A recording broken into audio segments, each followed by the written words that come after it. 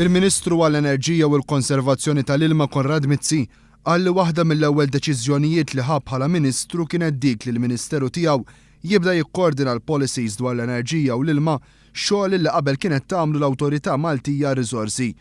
Dan sar sabiex ikun hemm sinerġija u koordinazzjoni fuq il-Pjan Nazzjonali tal-Gvern dwar l-ilma u l-enerġija filwaqt li l-Awtorità Riżorsi tikkonċentra aktar fuq ix-xogħol ta' regolatur. Mizzi spjega li l-Gvern tiġa beda jaħdem sew fuq il-proġett tal-qalba tal-Power Station ta' Dellimara mill-heavy fuel oil għal gas. Ewwel prattikament assemblijajna tim biex imexxi dan il-proġett. Qed niktbu bħalissa dak li jgħidu l-project description statement ħalli nkunu nistgħu nikkomunikaw b'mod ċar il-proġett x'ifisser.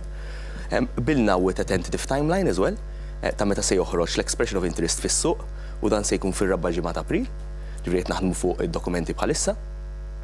Identifikajna n-nies kollha li jridu jikkontribwixxu li huma important stakeholders u dawn qed nifinalizzawhom bejn il-ġimgħa u l-ġimgħa d-dieħla u mbagħad se nibdew prattikament il-ħidma tagħna biex inwettqu dan il-pjan.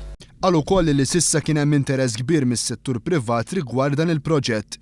Konrad Mizzi qal li l-Gvern ser ikun qed jirċievi u jevalwa l-applikazzjonijiet kollha għal bini ta' dan il-proġett f'perjodu ta' 5 xhur li ser ikun qed jibda minn April li ġej. Sostna wkoll li dan il-proċess ser jitmexxa bi trasparenza kbira. Rigward l-interconnector, il-Ministru Mizzi spjega kif qed tinkwetaħ il-fatt illi minn informazzjoni li għandu jidher li ser ikun hemm spiża ta' madwar 26 miljun euro aktar minn dak maħsub għaliex il-Gvern preċedenti ma pjanax kif suppost dan il-proġett. L-iktar ħaġa li nkwetatni fuq l-interconnector kienet il-cost overrun għax inix li kienet stima tal xi 180 miljun euro.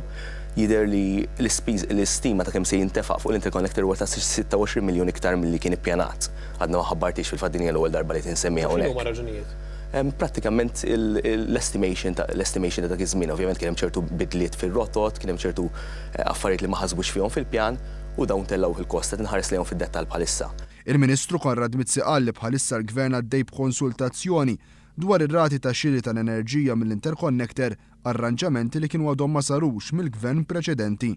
Rigward id-deċiżjoni li jwaqqaf uffiċċju f'Dellimara, il-Ministru qal li huwa għamel dan għal żewġ raġunijiet. Qed nibgħat żewġ affarijiet. Number 1 li nkun hands-on u nkun viċin it-tim hemmhekk. U number 2 li nibgħat sinjal ta' commitment ukoll. Rigward l-arms, Mizzi qal li jinsab inkwetat ħafna dwar il-mod li biħed jiġu trattat il-konsumaturi Maltin u anke dwar il-kwijiet kbar li qed ikun hemm quddiem l-uffiċini ta' din il-kumpanija. Ħabbar ukoll li tiġi żamm diskussjonijiet mal-Ministru responsabbli mill-politika soċjali Mary Louise Colejro Preka sabiex tinbidel is-sistema tal-vouchers, sistema li bħalissa toħloq kwijiet kbar. Hemm issues ukoll ta' queues ta' nies biex iħallsu bil-voucher. Dik tkellimt mal-Ministru Mary Louise Colejro wkoll u committed li nsolvuha wkoll tal-vouchers. Aħna nixtiequ nagħmlu huwa li minflok dak li jkun jirċievi l-voucher id-dar jirċivi offset fil-bill, ġifieri fil-kont ikollu linja li jgħidlek dan huwa l-voucher u dal-voucher dal-ammont qed jitnaqqas mill-kont.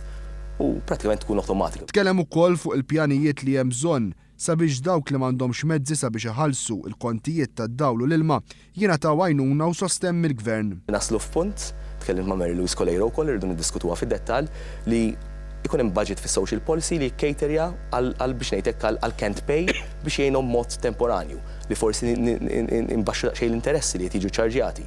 Mhux li relinquish id-debt, ġifieri għax inti għamilt il-konsum, eventually xi darba titħallsu. Ġifieri nkunu ċari hemmhekk l-arms mhix karità u laqas l-animal tal-qas il-water services. Il-Ministru Konrad Mizzi spjega kif il-Gvern ser ikun qed jirriforma il-mod li bih jinxtara ż-żejt mill-Enemalta. Id-li se nagħmlu fix-xiri taż-żejt għandhom 3 oġġettivi.